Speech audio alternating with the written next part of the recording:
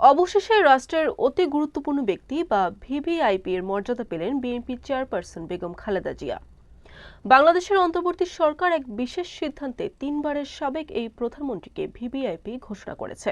মঙ্গলবার প্রধান উপদেষ্টার সভাপতিত্বে যমুনায় অনুষ্ঠিত বিশেষ বৈঠকে এই সিদ্ধান্ত নেওয়া হয়।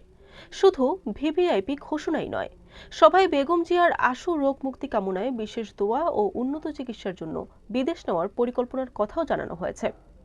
বিশেষ নিরাপত্তা বাহিনী আইন 2021 অনুযায়ী এখন থেকে বেগম জিয়ার নিরাপত্তার দায়িত্বে থাকবে এলিট ফোর্স এসএসএফ।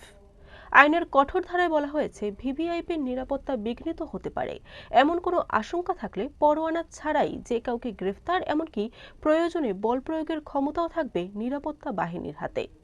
শারীরিক অবস্থা, উচ্চ মর্যাদা এবং নিরাপত্তা সব মিলিয়ে বেগম খালেদা জিয়ার জন্য সরকারের এই সিদ্ধান্তকে রাজনৈতিক ও রাষ্ট্রীয় প্রেক্ষাপটে অত্যন্ত গুরুত্বপূর্ণ বলে মনে করছেন বিশ্লেষকরা। বরিশাল.নিউজ।